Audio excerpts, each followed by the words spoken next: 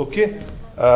Encore merci beaucoup, Valentina, d'être avec nous. Donc, bonjour à toutes et à tous. Dans le cadre des cours qu'on a tenus depuis plusieurs semaines sur l'histoire des relations internationales post-45, avec un focus sur la région du Moyen-Orient et de l'Afrique du Nord, j'ai le plaisir aujourd'hui d'inviter Valentina Napolitano, qui est, attendez, je reprends notre descriptif, sociologue et chargée de recherche à l'Institut de recherche pour le développement et qui est aussi l'auteur du livre dont elle va discuter aujourd'hui, et dont c'était la thèse de doctorat, si je ne me trompe pas, d'une révolution à l'autre, le camp palestinien de Yarmouk en Syrie, 58 à 2019.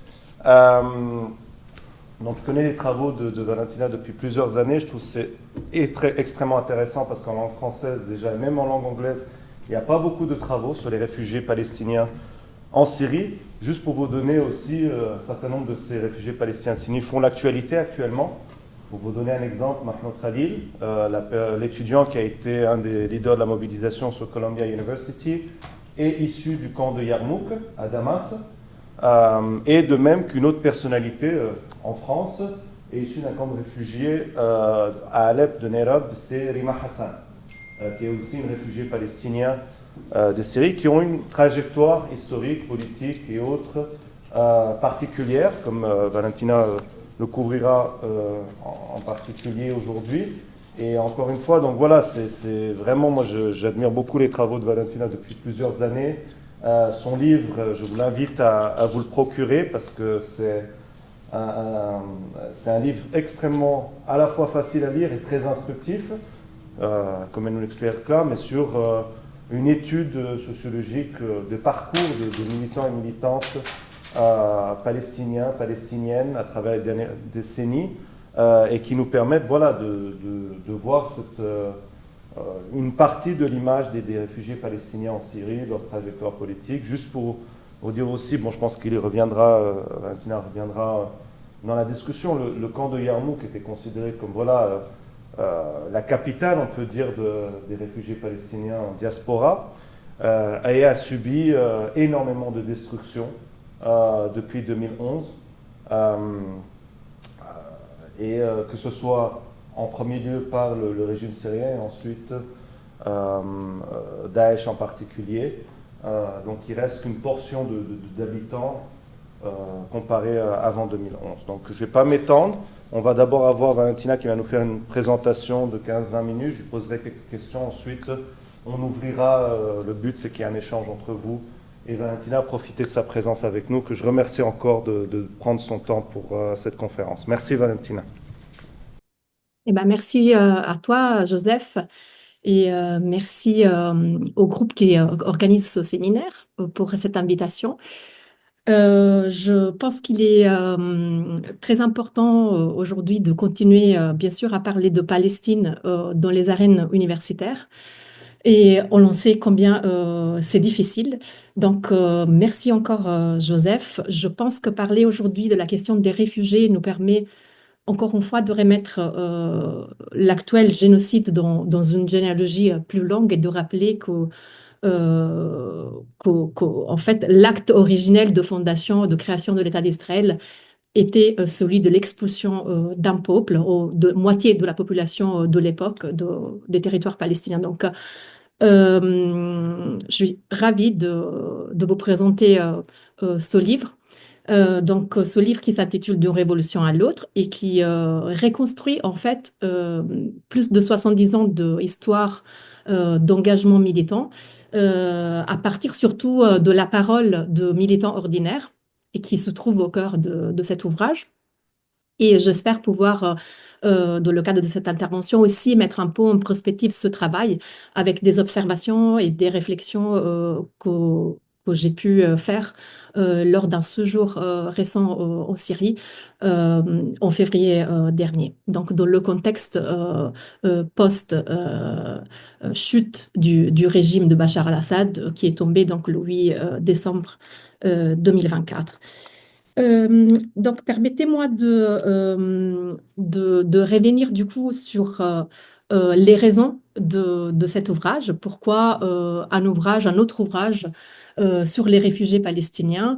On le sait, il y a une littérature extrêmement copieuse sur la question des réfugiés palestiniens, principalement en langue anglaise, mais aussi en français, et qui porte, aussi en arabe, qui porte principalement sur la Jordanie et le Liban, alors que la Syrie est restée toujours un terrain un peu marginal pour plusieurs raisons. Tout d'abord, un verrouillage autoritaire qui était imposé par le régime en place et qui a entravé des enquêtes de terrain ou tout travail portant sur le politique dans le pays. Et pour cela, on voit principalement que la question palestinienne, elle est abordée toujours sous un prisme géopolitique. C'est une question régionale et on a très peu d'études qui portent sur la sphère locale, sur les espaces des camps. On a des études qui s'intéressent principalement à la question de l'intégration économique, de l'intégration urbaine aussi. Mais quid de la question des engagements politiques dans ce contexte, je vais revenir, socialement et économiquement assez spécifique. Et une autre raison qui est aussi liée au contexte autoritaire, c'est le fait que la Syrie a été un terrain d'action marginal pour l'OLP, pour le mouvement national palestinien, parce que le régime en place a toujours essayé de imposer, en fait, d'orienter la vie politique palestinienne. Et pour cette raison, en 1970, lorsque l'OLP est contraint de quitter la Jordanie, il choisit d'établir son siège plutôt au Liban qu'en Syrie pour échapper donc aux contraintes imposées par le régime syrien. Du coup, cet ouvrage a pour objectif de préserver l'histoire des réfugiés palestiniens de Syrie, qui est menacée de disparaître depuis 2011, depuis le début du conflit, et plus généralement de donner, comme je le disais, visibilité à des récits de militants, de personnes ordinaires. Donc, c'est un essai de sociologie politique qui est, comme le disait Joseph, quand même assez accessible à un public large parce qu'il est effectivement issu de ma thèse, une thèse que j'ai soutenue en 2015. Mais j'ai essayé vraiment de l'alléger de tout ce qui était l'appareil théorique pour me concentrer sur les trajectoires de plusieurs générations de militants. Et du coup, en filigrane, vous verrez, il y a quand même un appareillage, des outils en fait qui sont issus de la sociologie de l'action collective et aussi de la sociologie des migrations. Donc, mon approche se situe toujours à l'intersection de ces deux champs de la sociologie. Et l'ouvrage se fonde sur une enquête qui a été menée à la fois dans le camp de Yarmouk entre 2008 et 2011. Puis, suite au début de la révolution, donc j'ai quitté la Syrie. J'ai essayé de garder le contact à distance avec les personnes qui étaient sur place. Et ensuite, quand il y a eu un deuxième déplacement, une deuxième émigration, j'ai aussi rencontré mes interlocuteurs au Liban, en Turquie et en France. Et j'ai aussi consulté des archives, les archives de l'Institut d'études palestiniennes au Liban et les archives de l'UNRWA à Amman, surtout pour tout ce qui concerne la partie historique et la partie concernant les relations entre donc, l'UNRWA et les autorités syriennes.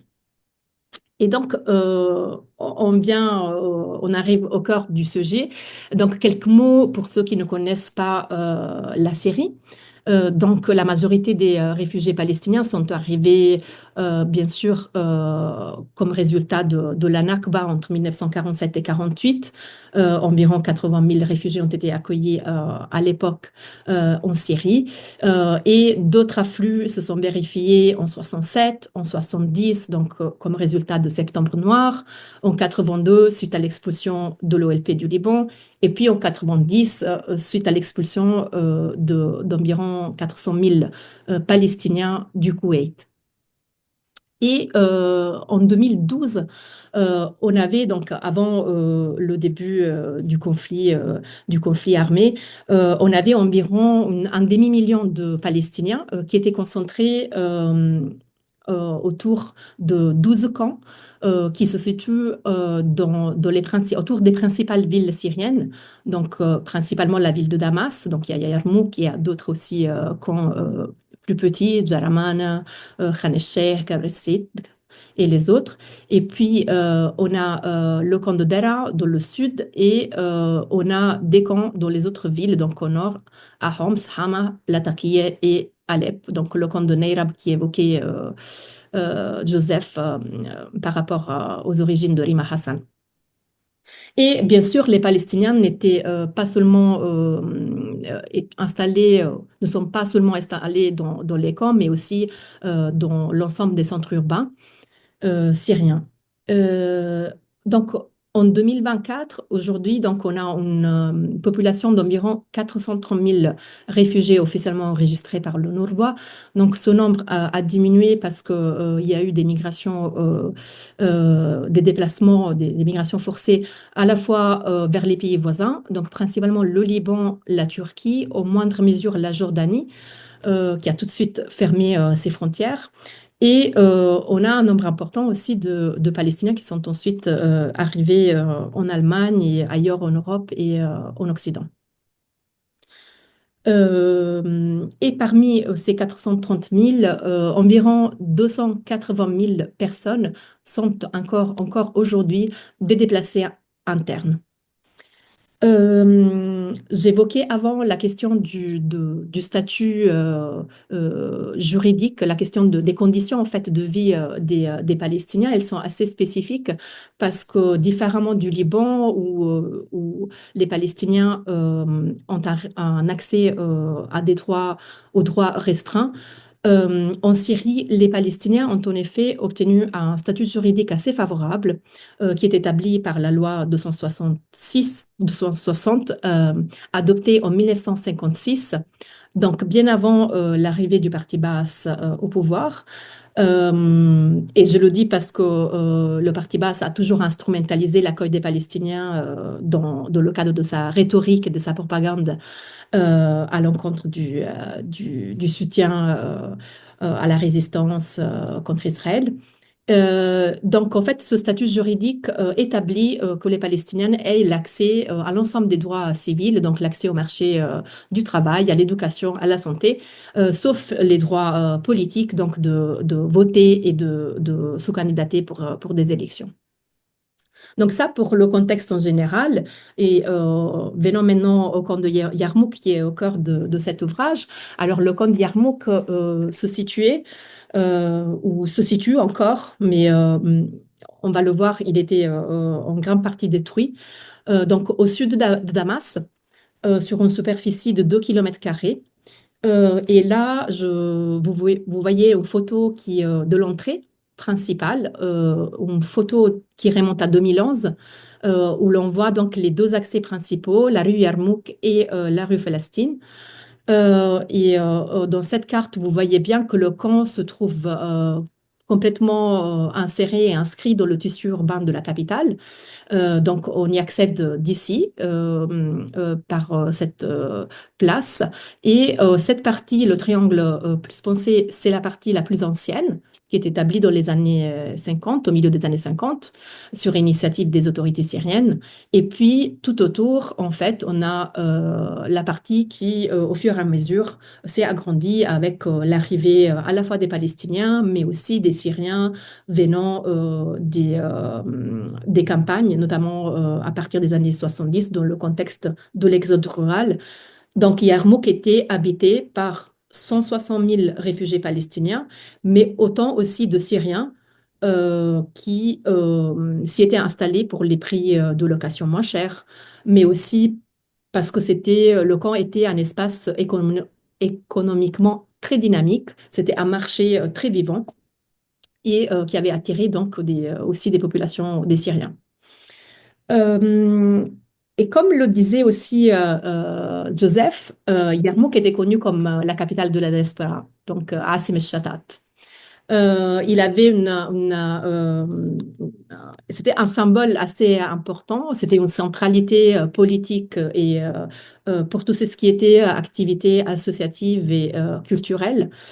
C'était aussi le centre des sièges de plusieurs organisations politiques palestiniennes, donc les mouvements de la gauche, le Front populaire, le Front démocratique et bien sûr le Fatah, qui depuis les années 80 y était actif de manière clandestine parce qu'il était interdit en 83, mais il y avait quand même un réseau de militants qui était actif sur place.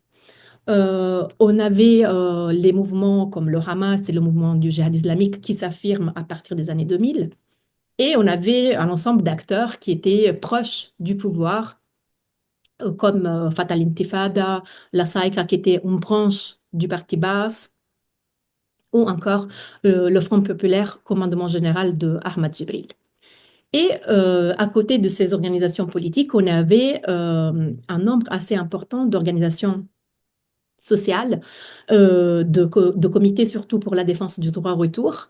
On avait des organisations caritatives, des maisons d'édition. Donc c'était un espace aussi très dynamique d'un point de vue culturel et associatif.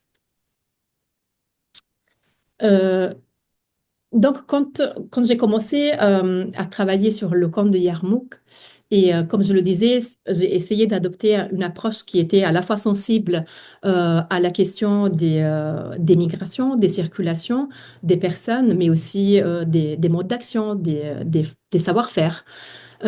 Et j'étais aussi attentive à qu'est-ce que cela veut dire euh, s'engager, conduire des activités politiques dans un espace tel celui d'un camp de réfugiés. Et en fait, pour essayer de décortiquer celle qui était la vie politique de le camp, j'ai essayé de l'analyser, de l'approcher comme un espace, un microcosme qui ne peut pas être réduit à une Palestine en exil. On a toujours eu tendance à analyser les camps comme des Palestines, une reproduction de la Palestine en exil.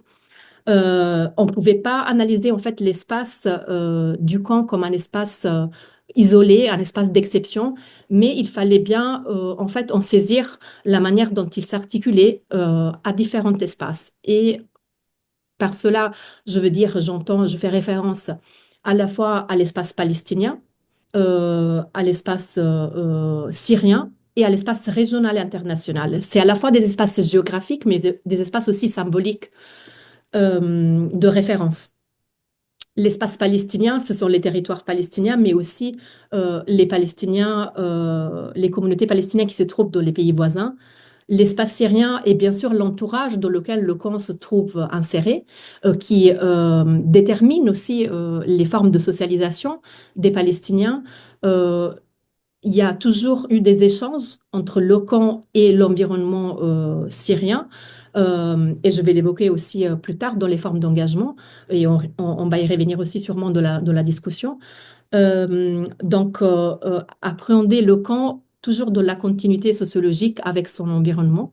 Et surtout, l'espace syrien, c'est celui qui délimite les marges d'action. C'est ce qui est possible ou pas de faire. Et l'espace régional et international, parce que ce microcosme-là a toujours été très sensible à ce qui s'est passé dans l'environnement régional. Et par exemple, ces deux photos et illustrent un peu, c'est ce que je veux dire. La première, c'est une affiche qui montre des martyrs qui étaient tués à Gaza. Donc, en écho aux épisodes, c'est ce qui s'est passé dans la bande de Gaza. Il y avait soit des affiches qui étaient collées sur les murs, soit des manifestations qui étaient organisées dans le camp. Et donc, l'espace palestinien joue un rôle central, bien sûr, dans la compréhension des mobilisations à Yarmouk. Et puis, à l'espace régional, la deuxième photo montre, par exemple, l'arrivée de dépouilles de combattants qui étaient en fait livrés en 2008 pendant un échange de prisonniers réalisé par le Hezbollah. Et donc, à ce moment-là, on a des combattants qui étaient gardés par Israël, qui sont arrivés dans le camp, et il y a donc des funérailles qui sont organisées à cette occasion-là. Donc, approcher le camp de Yarmouk à l'intersection, à l'interface de ces multiples espaces signifie aussi prendre en compte une multiplicité de causes et de modes d'action. C'est-à-dire, le livre s'intéresse à la fois aux mobilisations en faveur de la lutte de libération nationale dans ces différentes modes d'action qui ont évolué de la lutte armée jusqu'aux mobilisations pour le droit, pour la défense du droit au retour, mais aussi prendre en compte les mobilisations et les engagements dans des partis politiques syriens, et notamment en opposition au régime Assad. Et je fais référence notamment à des mobilisations qui ont été organisées lors de la guerre du Liban, en opposition à la posture du régime Assad qui était intervenu dans le conflit au Liban, donc en 1976. Et aussi, plus récemment, bien sûr, l'implication d'une partie des Palestiniens en soutien à la révolution débutée en 2011. Et quand j'évoque l'influence du contexte régional, je prends aussi l'exemple, par exemple, de la participation des Palestiniens au conflit irakien suite à l'invasion américaine en Irak en 2003. Il y a le départ de quelques centaines de jeunes du camp qui partent combattre en fait l'armée américaine. Donc ça pour donner un peu un exemple des différentes causes autour desquelles se mobilisent les Palestiniens du camp. Et, euh, et pour schématiser un peu les différentes étapes qui ont marqué la mobilisation au sein du camp, on peut repérer une première phase qui est celle qui va entre les années 50 jusqu'aux années 70, qui est la phase à la fois où la lutte nationale s'organise dans les mouvements panarabes, dans les mouvements donc, comme le Parti Baas, comme le mouvement nationaliste arabe, et en même temps, il y a les premiers groupes de la résistance armée palestinienne qui viennent se créer.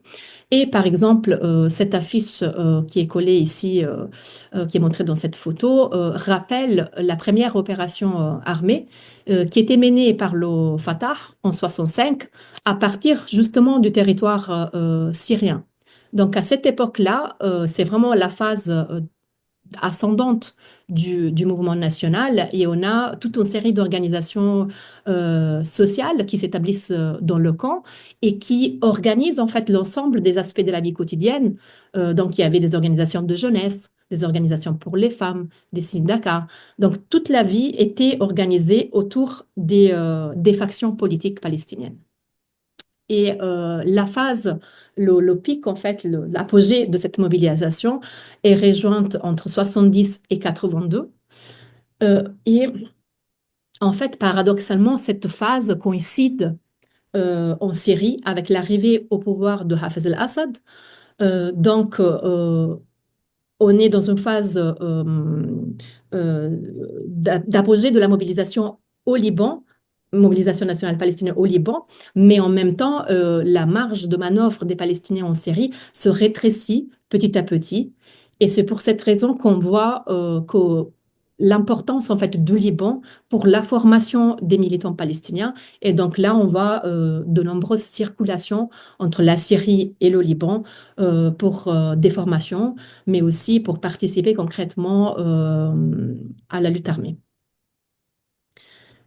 82 signe un moment de rupture parce que c'est la date à laquelle l'OLP est expulsé du Liban. Donc il s'éloigne de la région. L'OLP s'exile en Tunisie et à Chypre. Et cette période marque aussi une période de désenchantement, de désengagement. Et ça commence donc l'éloignement des Palestiniens de Yarmouk des factions politiques, jusqu'à arriver en phase de désengagement qui rejoint son pic avec les accords d'Oslo, qui, comme vous le savez, marque en fait la marginalisation des Palestiniens, des réfugiés palestiniens plus en général, de la lutte de libération nationale, parce que les accords d'Oslo prévoient en fait de reporter la discussion de la question des réfugiés dans celle qui est la phase du statut final. et sont considérés par les réfugiés palestiniens comme une trahison, en fait, euh, alors qu'ils ont été les acteurs principaux autour desquels s'est restructuré le mouvement national palestinien. Donc, on a une phase de stase, de mise en sommeil des différentes générations de militants à cette époque-là, qui se combine aussi avec une répression accrue en Syrie, parce que les années 80, vous le savez, sont marquées par la répression des émeutes, qui sont guidées par une composante des frères musulmans, mais aussi par des mouvements de la gauche. Et les Palestiniens payent aussi les frais de ce contexte-là, parce qu'en 83, je l'évoquais déjà, le Fatah était interdit et des centaines de militants du Fatah ont été arrêtés à cette époque et certains ont passé entre 10 15 ans dans les prisons syriennes. Et on en arrive à une phase, une nouvelle phase qui est celle entamée par la deuxième intifada, où, en fait, en écho de la mobilisation qui a lieu à l'intérieur de la Palestine, des nouvelles formes d'organisation émergent au sein du camp de Yarmouk. Cette fois, ce ne sont plus autour des acteurs politiques du mouvement national palestinien, mais plutôt d'organisations de la société civile, d'organisations qui revendiquent un statut indépendant, et surtout des comités pour la défense du droit au retour qui prône à la fois des registres d'action qui sont proches de la défense en fait des droits de l'homme, qui se revendiquent de ce répertoire d'action-là et qui vise aussi en même temps à améliorer les conditions de vie des réfugiés à l'intérieur du camp. Donc, il y a des organisations qui proposent aussi des cours de formation professionnels, des soutiens à l'éducation. Donc, il y a un recentrement, en fait, autour de la scène locale et de la question des réfugiés. Donc, ça pour revenir aussi aux différentes échelles que j'avais évoquées auparavant. À chaque époque, les différentes échelles jouent un rôle différent en fonction de la conjoncture et de la marge de manœuvre à disposition. Et donc ça, c'est un premier cycle de mobilisation. Et puis, je dirais qu'en 2011, le début de la révolution syrienne contre le régime de Bachar el-Assad entame un nouveau cycle de mobilisation. On a à la fois une tentative des Palestiniens de se garder à l'écart de ce qui se passe, parce qu'il y a le risque, en tant que réfugié, de se faire expulser du pays. Donc, la volonté de garder une posture neutre. On voit dans les premiers mois qu'il y a des centaines de milliers de déplacés internes, des Syriens, qui se réfugient, qui trouvent refuge dans le camp de Yarmouk, parce qu'on pensait à cette époque-là que le régime ne se serait jamais attaqué au camp. Et il est intéressant de voir comment ce réseau d'organisations associatives qui étaient présentes sur place s'est mobilisé pour venir en aide du coup aux déplacés syriens. Donc le réseau qui s'était mobilisé pour la question palestinienne se reconvertissait dans le cadre de la révolution syrienne et donc de cette nouvelle crise. Et là, par exemple, les photos que je montre, c'est celle de l'organisation Jafra, qui était une organisation proche du Front populaire, donc une organisation de jeunesse, et qui, dans le cadre du siège imposé à Yarmouk, s'était mobilisée pour le nettoyage des rues et pour pourvoyer aussi tout un ensemble d'aide aux déplacés. Et là, l'autre photo, c'est une école alternative qui était créée par un militant de gauche, un communiste, et qui avait créé, en fait, qui avait ouvert une école, toujours dans le cadre du siège, parce qu'il n'y avait plus d'école de l'ONURWA ou de l'État. Et encore, je vais aller assez rapidement, je ne sais pas depuis combien de temps je parle.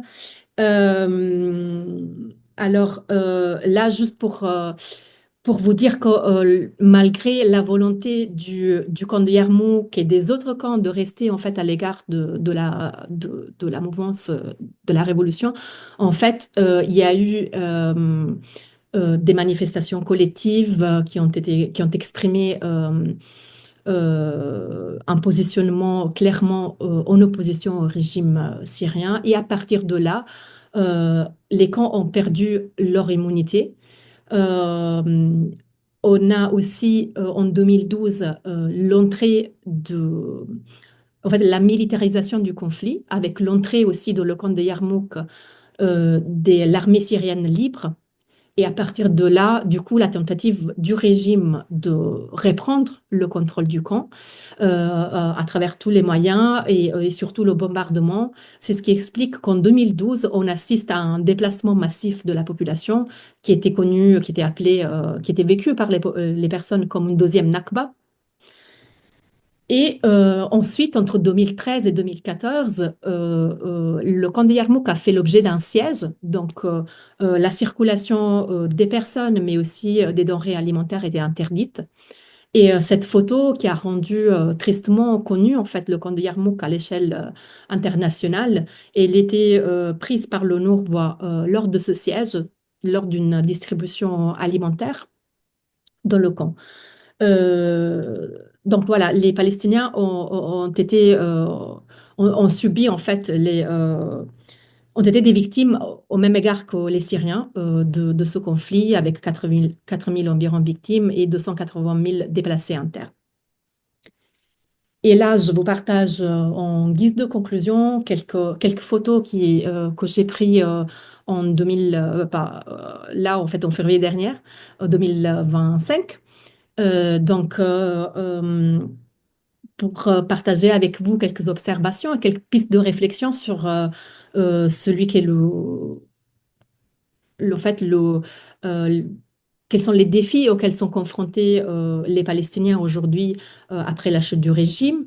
Donc, tout d'abord, il faut mentionner qu'après 2018, suite au bombardement du régime avec l'aide de l'armée russe, 80% de l'infrastructure du camp était détruite. En fait, c'est ce qui reste le plus intact, c'est la partie initiale du camp, le petit triangule que je vous avais montré, la partie ancienne du camp, elle est encore intègre, en place, mais plus on s'éloigne de l'entrée, plus le niveau de destruction est presque total. Malgré cela, il y a tout de même des personnes qui reviennent habiter dans le camp. Donc, on compte entre 3 000 et 5 000 familles qui se seraient réinstallées dans le camp.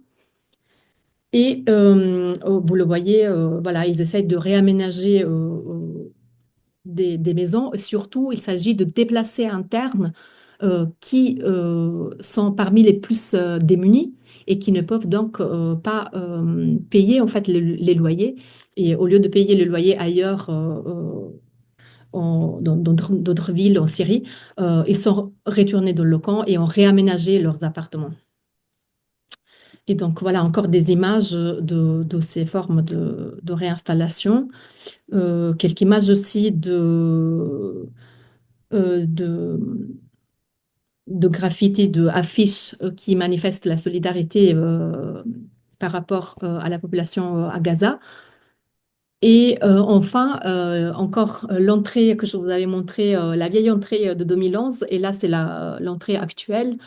Je voulais juste te rappeler par rapport à la question, en lien avec la question de la reconstruction, qui est un défi central aujourd'hui pour l'ensemble de la Syrie, et qui se pose aussi dans le cas des camps palestiniens et du camp de Yarmouk. Donc, juste pour mentionner une anecdote, en fait, à l'issue, quelques jours après la chute du régime, il y a des habitants du camp qui se sont rendus à l'entrée, qui ont modifié en fait l'entrée, l'affiche, l'écriture là qui est marquée sur le panneau, parce que Bachar al-Assad, il avait effacé le mot Mukhayyam, le mot camp, et l'avait remplacé par le mot charia, le mot rue. Ouais, donc, c'était rue Yarmouk et rue Palestine. Et les Palestiniens ont donc réintroduit le mot camp, et cela en référence en fait à leur opposition à toute tout plan de reconstruction qui ne prendrait pas en compte la spécificité de ce lieu. Parce qu'en fait, le régime Assad avait publié des plans de reconstruction qui envisageaient de faire de Yarmouk un quartier de la capitale où des plans d'investissement immobilier étaient prévus. Il y a eu effectivement une forte opposition à ces plans qui ne tenaient pas compte de l'importance en fait de cet espace comme preuve matérielle de la question des réfugiés. Et donc voilà, réintroduire le mot camp de Yarmouk était symboliquement important pour rappeler en fait l'histoire spécifique de ces camps. Or, au-delà de cette action, de cette mobilisation, on ne sait pas encore quel va être, quels seront en fait les plans de reconstruction concrètement des camps, à savoir que le camp de Yarmouk n'est pas le seul à avoir été endommagé. Il y a d'autres camps aussi qui sont particulièrement touchés, le camp de Dera, le camp de Nerab. Donc, pour le moment, les autorités syriennes actuelles n'ont pas abordé la question parce que ce n'est pas une question prioritaire. Il y a l'ensemble de la Syrie qui nécessite d'être reconstruite. En tout cas, l'histoire spécifique de ces lieux est quand même à tenir en compte. Et puis, on pourra éventuellement évoquer d'autres éléments concernant cette phase post-Assad, éventuellement de la discussion si vous avez des questions plus précises et voilà, je veux bien ouvrir la place au débat. Tout d'abord, merci beaucoup Valentina, c'était très intéressant. Je vais faire un peu, je vais prendre, comment on va dire, le privilège de te poser les premières questions. Après, on pourra développer avec les étudiants et étudiantes, mais peut-être des choses qu'on avait un peu vite fait discuter. C'est par rapport aux engagements locaux. Déjà, est-ce qu'il y a un certain nombre d'individus palestiniennes qui sont engagés, que ce soit dans des partis de gauche, comme tu l'as dit, ou bien aussi frères musulmans? Est-ce que tu pourrais un peu développer? Est-ce qu'il y a des particularités par rapport aux pays avoisinants? Est-ce que c'est par exemple le Liban ou la Jordanie, où c'est aussi un contexte différent, où c'est aussi voilà, une intégration sociale et économique et politique un peu différente dans les deux cas, disons, on va dire. Et notamment, si on parle, par exemple, bon, c'est un exemple que je connais un peu plus, c'est le Parti de l'Action communiste, où on trouvait un certain nombre d'individus palestiniens qui avaient participé dans les années 60 au cercle marxiste et autres, et dans ces cas aussi, qui avaient, durant les années 80, dans les événements dont tu parles, qui avaient mis en place, en fait, ces comités populaires en tentative d'alliance entre la gauche syrienne et palestinienne des camps, si tu peux, et aussi il y avait un engagement au sein des frères musulmans. Peut-être si tu peux dire un peu développer là-dessus, si tu peux. Et aussi, ce serait intéressant d'entendre sur l'expérience du Hamas, bon, qui est devenu de facto le premier parti politique palestinien sur la scène politique en termes, mais qui a la particularité, je dirais, contrairement aux autres organisations palestiniennes, de ne pas être forcément né dans la diaspora et les réfugiés. C'est plutôt, ils sont partis de l'intérieur vers l'extérieur. Et si tu peux aussi, dans le cadre que les années 2000 où ils s'installent, c'est aussi particulier parce qu'ils ont concrètement, Khaled Meshal est une personnalité en Syrie même. Ils ont pignon sur rue, ils peuvent faire tout un certain nombre de choses que d'autres organisations palestiniennes ne peuvent pas faire à ce moment-là aussi. Et comment ça se développe. Et finalement, si tu as eu dans tes discussions de janvier, ça m'intéresserait, ou février, les défis pour l'avenir, qu'est-ce qu'ils disent concrètement, les Palestiniens de Syrie? Comment ils se situent pour l'avenir et autres? C'est à la fois contradictoire, j'imagine, avec les destructions, mais aussi comment ils ont vu, alors c'est peut-être symbolique, mais la nomination d'un officiel dans le, je ne sais pas si c'est dans le gouvernement, mais en tout cas à une position au ministère du pétrole, je crois, ou quelque chose comme ça. Ouais, c'était le ministre du pétrole de l'ancien gouvernement. Dans ce gouvernement actuel, il n'y a pas de Ouais. Palestiniens de Syrie. Donc ça. Et dernière chose, tu dis, ce qui est vrai, qu'ils ont essayé peut-être de se mettre en fait une neutralité, mais aussi c'est que dès la première semaine ou la deuxième semaine, néanmoins le régime syrien accuse les Palestiniens d'être les principaux responsables des problèmes en Syrie. Je me rappelle le camp je crois qu'ils accusent le camp de Ramel dans les journaux syriens et autres aussi. Donc il y a à la fois, et aussi, ce qui serait intéressant, c'est aussi, on a parlé du rôle du régime syrien, mais de l'opposition, parce que je me rappelle dans les discussions qu'on a avec les militants en 2011-2012, aussi une grande partie de l'opposition ne veut pas parler de la Palestine, ou du cas des Palestiniens de Syrie pour essayer d'attirer les bonnes, entre guillemets, la bonne image des États occidentaux et autres. Je ne sais pas si tu peux aussi, mais je me rappelle cette discussion qu'un certain nombre de militants de Yarmouk que j'ai pu rencontrer disaient dans leur collaboration avec les autres comités de coordination et Ouais. autres. Donc voilà, après j'ouvre pour le reste. Merci beaucoup, Valentina. Alors, merci beaucoup, Joseph. Donc, je vais reprendre un peu dans l'ordre. Alors, il y a effectivement cette question. En fait, le statut juridique dont ont bénéficié les Palestiniens, donc l'intégration d'un point de vue social et économique, elle a effectivement favorisé des formes aussi de socialisation politique différentes par rapport au Liban, par exemple, où les camps sont vraiment des lieux complètement à l'écart de la société libanaise. Et alors, je ne vais pas rentrer dans le détail de la question des Libanais, des Palestiniens au Liban, parce que ce n'est pas vraiment mon terrain, mais si on fait la comparaison, en Syrie, on a quand même une sorte d'osmose en fait entre le camp et l'environnement syrien. Ça n'a jamais été un espace étanche. Et c'est ce qui signifie aussi qu'à certaines époques, certains partis qui ne pouvaient pas être actifs ou mobilisés ailleurs en Syrie, ils mobilisaient au sein du camp. Ils se réunissaient en fait au sein du camp. Donc, ils avaient une marge de manœuvre dans ce lieu où il y avait quand même un dynamisme politique, où il y avait d'autres factions palestiniennes. Et vice-versa, on a aussi l'intégration de la société syrienne impliquait aussi que, par exemple, certains euh, Palestiniens se sont formés politiquement à l'université. Et ensemble, donc, avec d'autres Syriens, ont été émergés dans des ambiances, dans des réseaux politiques qui étaient ceux de la gauche syrienne plus en général. Donc, il y avait ces circulations et voilà, dans les deux sens. Hum. La deuxième question, c'était la question de la présence du Hamas. C'est une présence qui est assez spécifique, celle du Hamas et du mouvement du djihad islamique, en fait, qui remonte au début des années 90. Contrairement aux autres mouvements politiques qui sont nés en exil, le Hamas, lui, il est né à l'intérieur, et le djihad islamique sont nés à l'intérieur de la Palestine et sont arrivés donc ensuite en exil.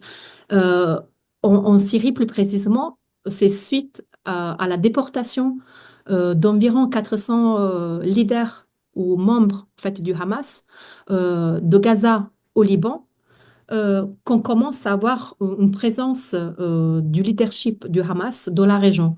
Et aussi, il y avait en fait, à la même période, le bureau politique qui est établi en Jordanie était expulsé en Syrie.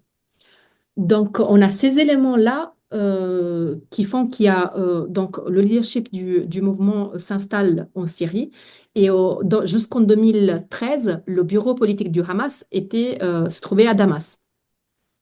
Il faut rappeler que la Syrie a toujours été un acteur qui a soutenu les mouvements d'opposition aux accords d'Oslo donc, bien sûr, a soutenu le Hamas, d'abord dans l'alliance des 10 organisations palestiniennes et puis dans le Front du Refus plus tard. Et donc, dans les années 2000, on voit aussi, au-delà de la présence du siège, une présence plus importante au niveau de la mobilisation à l'échelle locale. Donc, on a un bureau politique qui se trouve à Damas, dans le banlieue de Damas. Et puis, on a des organisations caritatives, sociales, qui deviennent des acteurs, des pourvoyeurs en fait de services et de protection sociale centraux dans le camp de Yarmouk, surtout parce que le Hamas et le djihad islamique disposaient de moyens financiers beaucoup plus importants par rapport aux autres acteurs qui étaient dans une phase complètement de déclin. Donc, le Hamas a commencé à avoir une forte visibilité. Il organisait, par exemple, des mariages collectifs, c'est-à-dire il donnait des aides aux couples pour fonder leur maison, donc des aides monétaires, et organiser ces grandes cérémonies collectives. C'était l'acteur qui organisait aussi des marches dans la rue. Donc, en Syrie, on le sait, des manifestations étaient interdites. Donc, le Hamas euh, et les autres mouvements proches du régime étaient les seuls autorisés à organiser donc des marches, des manifestations dans la rue. Donc, il y avait une présence très importante, mais c'est ce qui est important de constater, c'est que différemment du passé, où il y avait un projet en fait de mobilisation, d'intégration des réfugiés palestiniens dans le mouvement national, à cette époque-là, dans les années 2000, il n'y avait pas une véritable mobilisation de la population des réfugiés. C'est-à-dire, il y avait un grand écart en fait entre le leadership politique, c'était des membres du Hamas issus de Gaza, et ceux qui géraient les organisations associatives à l'échelle locale, c'était des Palestiniens de Syrie. Donc, il n'y avait plus le projet de société, le projet révolutionnaire qu'il y avait dans les années 50, dans les années 60, où il y avait la mobilisation de l'ensemble des composantes de la société en exil. Donc voilà, c'était vraiment très différent. On sentait que le Hamas, il était là dans le cadre de sa stratégie régionale, mais pas pour vraiment intégrer les réfugiés palestiniens dans la lutte nationale. Et concernant, alors l'autre question était, je me souviens plus, c'était, alors la question de la neutralité. Euh, alors, et des rumeurs qui ont circulé au début de la Révolution. C'est justement par rapport à ces rumeurs-là, on disait, surtout dans le camp de la Taqiya, on avait dit que c'était les Palestiniens du camp qui avaient commencé à alimenter la fitna. Et surtout, en fait, cette propagande-là s'appuyait sur le fait que les camps palestiniens se trouvent dans les quartiers populaires, les quartiers défavorisés, où la révolution syrienne a commencé. Donc, ils se trouvent intégrés en fait dans ces espaces périphériques. Et il y a eu la peur, il y a eu la peur qu'on puisse en fait euh, en fait manipuler cette question-là et dire que c'est les Palestiniens qui sont responsables. Il y avait en fait une mémoire d'autres événements historiques qui, à ces moments-là, a refait surface et a en fait influencé aussi la réaction des Palestiniens de Syrie, et c'est-à-dire la mémoire des expulsions de 90 au Koweït. Donc les Palestiniens se sont tout de suite dit il faut qu'on se garde à l'écart, surtout au vu du discours du régime qui essayait de les inculper comme étant les responsables de ce qui se passait. Et puis, le moment de rupture était les manifestations qui étaient organisées en mai et juin 2012 en correspondance de la commémoration de la Nakba et de la Naksa. Donc, à cette époque-là, pour la première fois, le régime autorise des personnes à se rendre près de la frontière avec le Golan occupé. Donc, depuis 1974, personne n'était autorisé de s'approcher de cette frontière. Et à ce moment-là, en fait, le régime a permis à des jeunes de se rapprocher. Il y a eu une marche du retour qui était organisée. Et à cette époque-là, Israël a tué environ 20 personnes. Et donc, les Palestiniens, ils se sont fait instrumentaliser. Et c'est au retour des dépouilles de camp que là, il y a eu des manifestations où on entend des slogans qui sont ouvertement contre le régime Assad.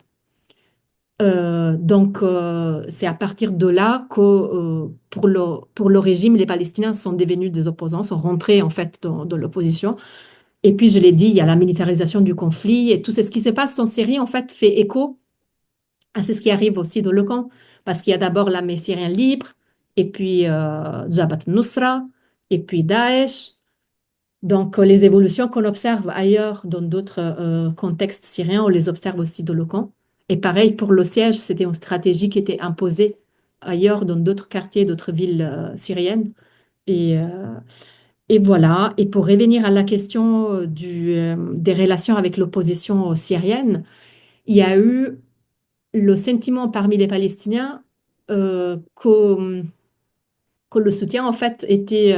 il n'y a pas eu de reconnaissance, en fait, de la mobilisation des Palestiniens de Syrie en faveur de la révolution.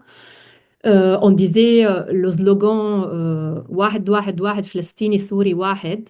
Donc, un, les Palestiniens et les Syriens sont un seul peuple. Il disait, c'est que les Palestiniens qui l'ont dit, qui l'ont prononcé. Les Syriens, ils n'ont jamais manifesté, en fait, leur soutien à Yarmouk pendant le siège, où il n'y a aucune, en fait, vision de celle qui est la place des Palestiniens de Syrie, de la Syrie de demain, de la Syrie post-Assad. Donc, il y a jamais eu des prises de position claires. Après, il y a sûrement à l'échelle individuelle des formes d'engagement, il y a des collaborations. Et tu le disais aussi, on a vu le ministre du précédent gouvernement syrien était un Palestinien de Syrie. C'est ce qui était quelque chose de complètement nouveau, exceptionnel, qui a fait polémique aussi de les milieux syriens. Euh, donc, voilà quelques éléments de réponse à... Mais sûrement, il y a aussi une autre question qu'il faut rappeler, c'est que la question palestinienne a toujours été manipulée, instrumentalisée par le régime Assad. Parce qu'il s'est toujours érigé comme le pays, le seul défenseur de la lutte contre Israël dans la région. Et cette posture-là a créé aussi des ambiguïtés et des ruptures parmi la gauche arabe, la gauche palestinienne, mais aussi la gauche européenne. Parce qu'en même temps, parmi toute la gauche pro-Palestine, on n'a jamais pris position en faveur du mouvement de révolution, de la révolution syrienne, des quêtes de liberté, de démocratie, de dignité. Donc voilà, je pense qu'il y a ce discours-là aussi dont il faut tenir compte et c'est un discours qu'il faut déconstruire. Et, euh, et voilà, je pense que c'est bien aussi de parler aujourd'hui de Yarmouk, de ce qui s'est passé aux Palestiniens de Syrie, pour déconstruire cette propagande qui a quand même influencé aussi des prises de position chez nous. Merci Valentina. Avant peut-être de passer la parole, j'ai juste une petite anecdote là-dessus. Dans le cadre de préparation de manifestations, je crois que le siège de Yarmouk au début par le régime syrien commence à partir de 2014-2015, n'est-ce pas? Quelque chose comme ça. Ouais, 2013 commence. Et on est dans le cadre de manifestations pour la Palestine. Et je dis, il faudrait qu'on parle du siège de Yarmouk par le régime syrien et autres dans nos revendications. Et puis là, il y a une personne, je ne nommerai pas, dit non, ça c'est se mêler de questions extérieures à la Palestine et il ne faut pas le faire. Je dis, mais c'est des Palestiniens. Oui, mais c'est en Syrie, c'est différent, nous on se concentre sur la guerre à Gaza. Quelques années plus tard, c'est le siège par Daesh, si tu te rappelles, Valentina. Daesh fait le siège de Gaza. La même personne dit il faut qu'on parte du siège de Yarmouk par Daesh qui tue des Palestiniens. Ça montre que c'est un complot. Daesh étant issu d'un complot. Et c'est la même personne, quelques années plus tard, qui pour une manifestation, alors ensuite disait qu'il fallait en parler. Mais c'est juste, et ça reflète un peu ce que tu dis, disons. Ce deux poids, deux mesures et quelle position par rapport au régime syrien, soi-disant résistant et autres. Mais voilà, je laisse la parole. Est-ce qu'il y a des questions, des commentaires? L'ordinateur?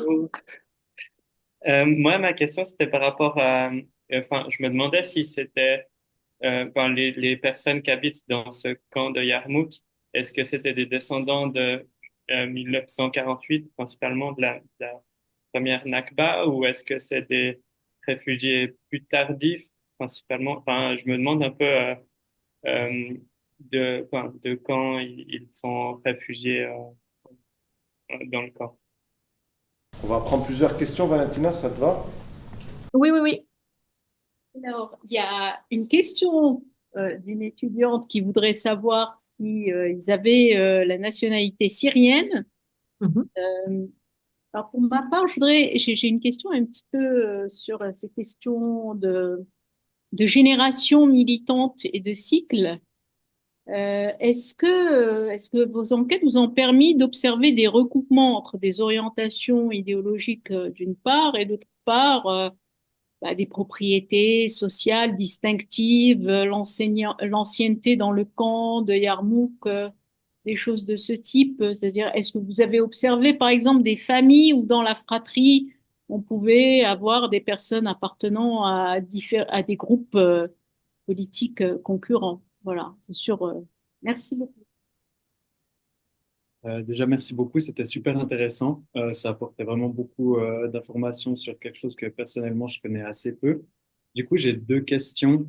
Une première qui serait pour mieux comprendre en fait le fonctionnement du camp, parce que vous avez dit à la toute fin, les Palestiniens ont choisi de garder le nom de camp, mais du coup, ça me posait la question en fait du point de vue de la gestion de l'espace urbain en fait, à quel point c'était intégré dans la dynamique de la ville, quelles étaient les infrastructures disponibles.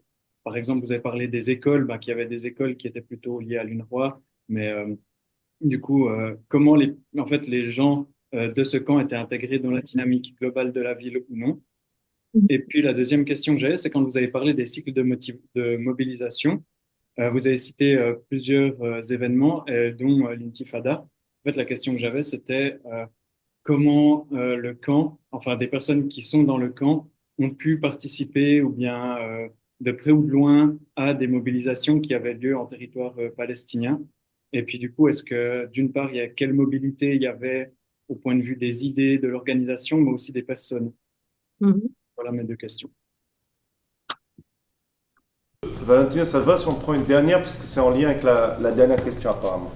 Oui, si j'oublie, après, vous me rappelez, hein. J'essaie de prendre des notes, mais Euh, après, je n'arrive pas à relire, à les lire. mais du coup, c'était ouais, justement un peu concrètement quelles étaient les activités. Vous parlez d'engagement politique ou culturel, mais concrètement, ouais, qu'est-ce qu'ils pouvaient faire, par exemple, pour l'intifada ou d'autres, ouais, quelles activités concrètement étaient faites. Et puis aussi, il me semble, vous parliez pour la période de 55, des années 55 à septembre, je crois, que si j'ai bien compris, il y avait un peu toute la vie du camp qui était organisée autour de la vie politique. Et du coup, enfin, qu'est-ce que ça veut dire concrètement? Mhm. Ça refait un peu ce qu'elle veut dire. Merci. Mhm. Merci Valentina, c'est à toi. Ok, allez, je commence à partir de la dernière. Donc, quels étaient les modes d'action et ils ont évolué au fur et à mesure du temps. En fait, au départ, on croyait que la lutte armée était possible et du coup, euh, il y avait des camps d'entraînement paramilitaires, il y avait différentes étapes en fait, les plus jeunes, les scouts. Après, il y avait euh, voilà, tout était construit autour de cette idée de lutte armée. Et puis, les mouvements du mouvement national palestinien, les organisations du mouvement national palestinien s'inspirent des mouvements de la gauche révolutionnaire. Et donc, ils ont cette volonté, en fait, d'investir et d'investir l'ensemble des espaces de vie et d'où la fondation et la création d'un nombre important d'organisations sociales qui sont à la fois des espaces de socialisation, mais aussi des espaces qui fournissent des services. Et dans les camps de réfugiés, c'était aussi important. Donc la lutte armée comme mode d'action, mais puis au fur et à mesure, on voit que jusqu'en 82, ce mode d'action fait sens. Après 92, on a, je l'ai dit, une phase de désengagement massif des factions politiques et on a ensuite, en 2000, d'autres répertoires d'action. Il est vrai qu'en 2000, et je réponds aussi à l'autre question sur l'intifada, en 2000, il y a la reprise de la lutte armée à l'intérieur des territoires occupés, mais pas à l'extérieur. À l'extérieur, ce répertoire d'action-là n'est plus possible simplement parce que les pays arabes d'accueil des réfugiés ne le permettent plus. Euh, et, euh, et du coup, on voit l'émergence d'autres répertoires d'action. On voit l'investissement de la culture comme un espace d'action possible. La préservation de la mémoire aussi devient très importante. Préserver la mémoire de la génération de la Nakba, par exemple, la mémoire des villages. Donc, il y a tout un travail éditorial de collecte, en fait, de récits oraux voilà, donc il y a des répertoires qui sont plus axés sur l'amélioration des conditions de vie de le camp, la question de réfugiés, donc je le disais, les comités pour la défense du droit au retour. Et ça fait écho aussi à des mobilisations qui s'organisent à l'échelle internationale, parce que cette mobilisation pour le droit au retour, émerge aussi ailleurs, dans d'autres espaces, parmi les Palestiniens, surtout aux États-Unis, par exemple. Et donc, il y a la volonté d'exercer une action de lobby, de rappeler en fait tout ce qu'ils sont les textes de droit international sur lesquels s'appuie la revendication du droit au retour. Donc, il y a tout un travail de Salman Abou Sitta qui est fait pour rappeler en fait voilà, l'origine de la question des réfugiés et tout, voilà, le droit international sur lequel s'appuie. Voilà, j'espère répondre donc à la question sur les modes d'action. Donc, concernant ou encore en lien à la question sur l'intifada, sur la participation des Palestiniens, à cette époque-là, il y avait plus de circulation à l'échelle régionale, c'était plus possible en fait, de participer à des actions qui avaient lieu dans les territoires occupés. Donc, il n'y avait pas de mobilité ou pas d'investissement concret. Il n'y avait que des mobilisations en solidarité, en fait. Donc, on voit des circulations et des mobilités jusqu'aux années 80. Donc, il y a des Palestiniens de Syrie qui se rendent au Liban pour participer à des combats armés. Voilà. Sinon, après les années 80, ça, c'est plus possible. Et je l'ai dit en 74, depuis 74, le régime n'a jamais accepté que des factions politiques puissent se rapprocher de la frontière avec le Golan occupé. Donc voilà, c'était strictement interdit. L'autre question, c'était sur l'organisation, la gestion du camp de Yarmouk. Alors, le camp de Yarmouk était géré par un comité local qui dépendait directement du gouvernorat de Damas. C'était l'administration syrienne qui gérait le camp. Euh, il faut rappeler que le camp de Yarmouk, c'est un camp non officiel, ensemble avec deux autres camps en Syrie. C'est-à-dire qu'il a été fondé sur initiative des autorités syriennes. Et il était géré directement par les autorités syriennes. En même temps, il y avait des services qui étaient fournis par les acteurs du mouvement national et aussi, bien sûr, par le Norrois. On a aussi une participation des Palestiniens à ce comité local de gestion. Donc, c'est une gestion un peu qui est centralisée sûrement par les autorités syriennes, mais dans lequel participent aussi des personnes issues du camp, en plus donc de la fourniture des services par le Norvois et les acteurs du mouvement national. Voilà pour la question de la gestion du camp. c'est un peu différent par rapport, par exemple, au camp au Liban, où c'est carrément les acteurs du mouvement national palestinien qui gèrent les espaces des camps. Donc ça, c'était pas le cas en Syrie. Donc la question des générations militantes, si j'ai bien compris la question, est-ce qu'en fait il y a des transmissions, une continuité dans la transmission des appartenances partisanes? Il y a sûrement un rôle très très important de la famille et de la socialisation politique des générations. Euh, il y a des moments de césure qui provoquent des ruptures, soit des engagements, soit des engagements dans d'autres partis, et surtout, par exemple, on a des personnes euh, qui, euh, qui étaient avec des mouvements de la gauche et qui rejoignent ensuite le mouvement du djihad islamique ou le Hamas. Ça, on l'observe dans les années 2000. Il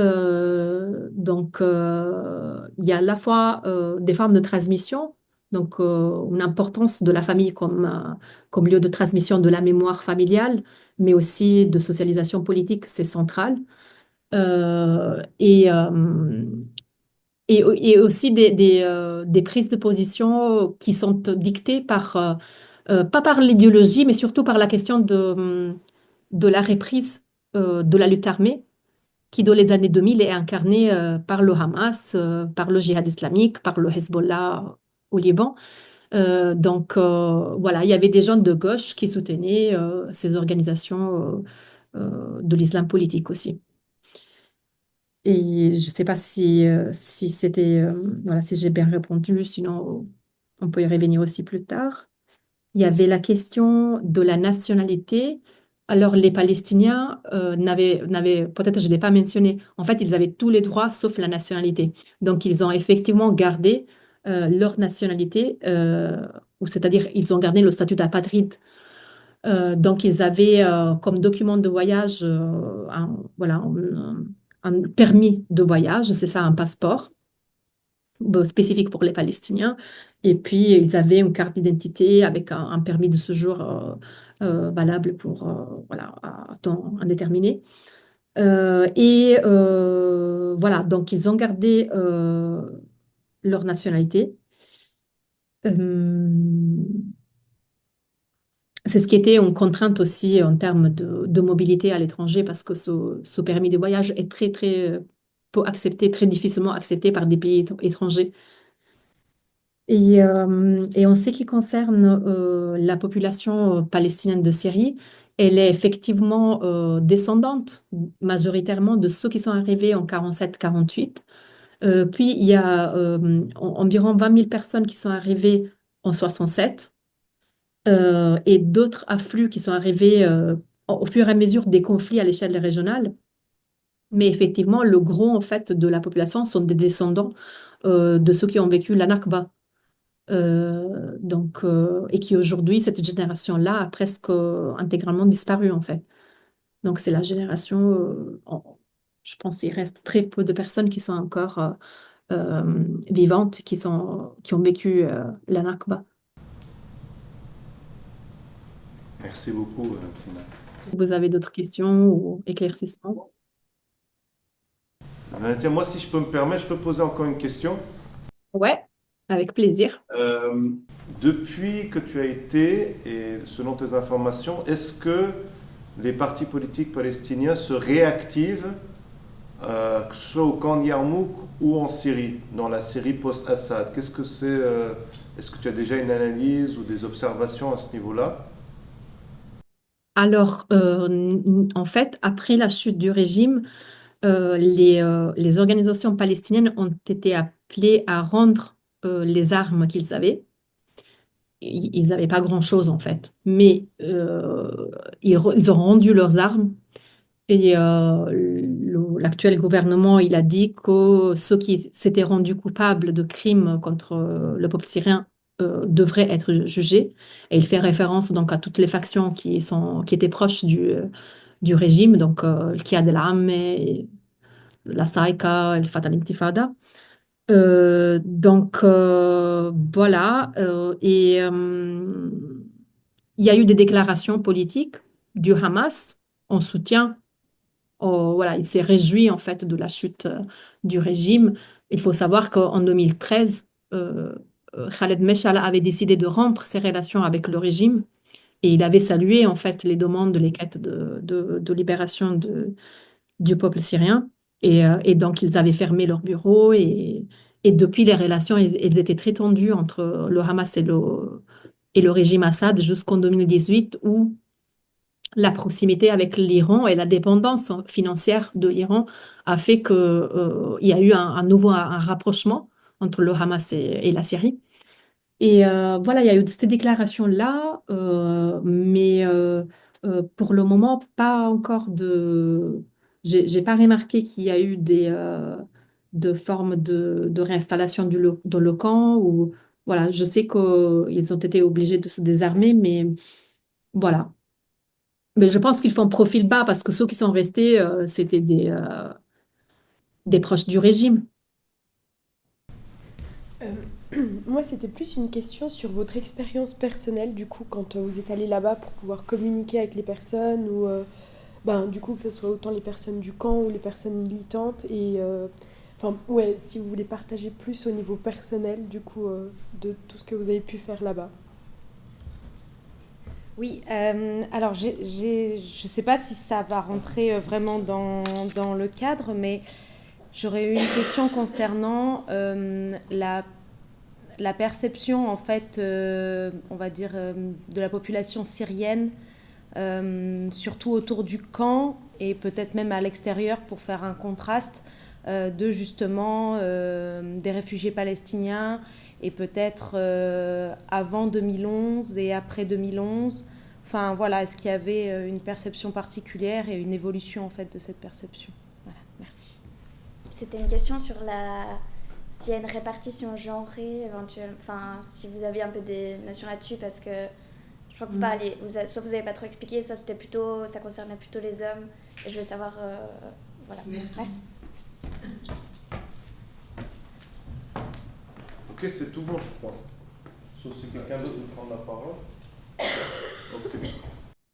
Ok, bah merci beaucoup. Merci de poser justement cette question sur le genre des interlocuteurs, parce qu'effectivement, vous allez le voir si vous allez lire le livre, c'est principalement des hommes qui parlent, malheureusement. Mais en fait, c'était un constat en fait, je l'ai pas fait exprès, mais le terrain m'a amené à rencontrer que des hommes. Parce que cet espace-là a été marqué par une présence féminine qui était peut-être importante dans les années 60-70, mais qui allait ensuite diminuer progressivement. Et du coup, au moment où j'ai fait le terrain, les militantes femmes qui étaient présentes dans l'espace public, elles étaient très peu nombreuses.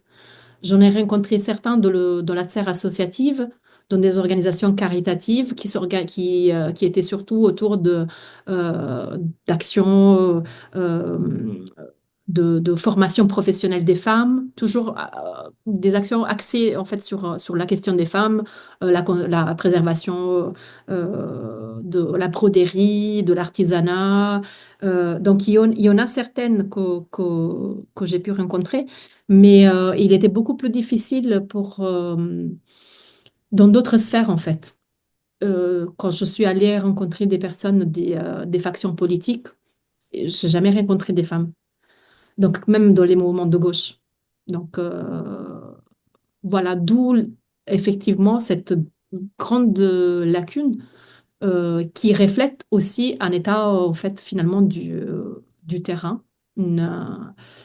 Voilà, je me suis interrogée, en fait, à la fin, quand je faisais ma thèse, sur cette question-là, sur la dimension, pourquoi cette absence de femmes. Et puis, finalement, je ne pouvais plus revenir en arrière sur le terrain parce que mon terrain a été tellement bouleversé que quand je me suis posé cette question-là, il était trop tard. Donc, il fallait faire avec ce que j'avais. Et je me suis expliqué, cette absence, c'était aussi réfléchissez en réalité. Voilà, le militantisme était un espace principalement masculin au moment où j'ai mené mon enquête. Et ça m'amène donc à la question de l'expérience du camp, du terrain. Alors, c'était en fait un travail que j'ai commencé pour mon master de mon mémoire de master. Donc, et en fait, j'ai commencé à aller dans le camp bien avant parce que j'ai fait des études d'arabe en Syrie. Et c'est à ce moment-là, c'était justement la période des années de la deuxième intifada. Et du coup, j'avais participé à quelques manifestations de le camp et j'avais commencé un peu à, voilà, ça m'avait questionné cet espace si politisé au milieu d'un pays où seulement les symboles du régime étaient visibles. Et voilà, ça m'avait interrogée et j'ai commencé donc à y travailler pour le mémoire de master et puis j'ai continué avec la thèse. Et plus concrètement, moi, pour mener à bien ce travail-là, j'ai essayé de faire profil très bas parce qu'en Syrie, avant, pour mener des enquêtes de terrain, il fallait demander des autorisations. Donc, il fallait demander une autorisation aux autorités syriennes. C'est ce que j'ai fait parce que j'ignorais absolument en fait l'existence de cette autorisation. Mais je pense que ça a joué aussi en ma faveur. Du coup, voilà. Et ensuite, enquêter sur place, l'accès aux personnes était très facile. Il y avait quand même une certaine habitude à parler, euh, sauf peut-être pour des mouvements comme le Hamas, où il y avait quand même euh, peur, surtout au milieu des années 2000, parce qu'il y avait eu des meurtres. Et voilà, donc là, c'était un peu plus difficile d'accéder à à des membres du mouvement, surtout des leaders, mais à l'échelle locale, c'était aussi assez facile. Le principal obstacle, c'était vraiment euh, prendre des photos dans l'espace public. Ça m'est toujours arrivé voilà, de me faire arrêter par des personnes qui me demandaient pourquoi je prenais des photos. Et c'est pour ça que j'en ai très peu de photos de la période 2011. Euh, voilà, sur un retour sur l'accès au terrain. Et donc, j'y étais pendant 2008 et 2011. Donc, quand la révolution a commencé, j'étais en Syrie. Et puis, j'ai quitté la Syrie en juin 2011. Et c'est à ce moment-là que j'ai commencé ensuite à devoir inventer des nouvelles manières pour travailler, pour continuer à travailler sur le camp. Et donc, suivre à distance les personnes que j'avais rencontrées. Et, euh, et puis, malheureusement, leur trajectoire était celle d'un deuxième déplacement. Donc, je les ai rencontrés dans leur nouvelle migration ailleurs. Et je me suis dit, ce serait bien aussi d'intégrer d'autres matériaux que les entretiens. Et c'est pour ça que j'ai aussi fait un travail d'archivage. Voilà pour le terrain. Et, euh, et la question sur la perception de la part de la société syrienne. Alors, il y a plusieurs récits qui évoquent un mépris, en fait, des préjugés de la part de la population syrienne, surtout au début, aux prémices, en fait, de l'installation des réfugiés palestiniens. Il y avait, voilà, des lieux communs qui circulaient, des formes voilà, de racisme qui émergeait. On disait que les Palestiniens volaient le travail aux Syriens et qu'en plus, ils bénéficiaient des aides des Nations Unies alors qu'ils n'en avaient pas. Ce genre de propos, ils étaient courants. Mais en même temps, il y avait des formes de solidarité, des formes d'accueil. Euh, voilà, ça, pour la période initiale, au début en fait de l'installation des Palestiniens. Et plus récemment, au moment de mon enquête, il y avait la perception que le camp, c'était quand même un espace, un lieu dangereux. C'était un espace où circulait la drogue. On disait que voilà, c'était là où circulait, où se vendait la drogue. il y avait quand même des représentations stigmatisantes, négatives de cet espace-là, mais aussi peut-être une méconnaissance. Euh, voilà. Et en même temps, des formes au concret, au quotidien, de connivence, parce que je l'ai dit, c'était aussi un quartier syrien. Et aussi toujours pour cette question de l'interaction, il y avait aussi des formes de conflit entre les Syriens qui sont arrivés des zones rurales dans les années 70 et les Palestiniens qui étaient vus comme ayant un niveau d'éducation très élevé, comme étant intégrés sur le marché du travail de la capitale Damas. Et il y avait des formes de jalousie entre ces Syriens qui venaient de s'installer en ville et les Palestiniens qui étaient vus comme comme des personnes qui étaient mieux insérées d'un point de vue économique dans le marché syrien. Voilà.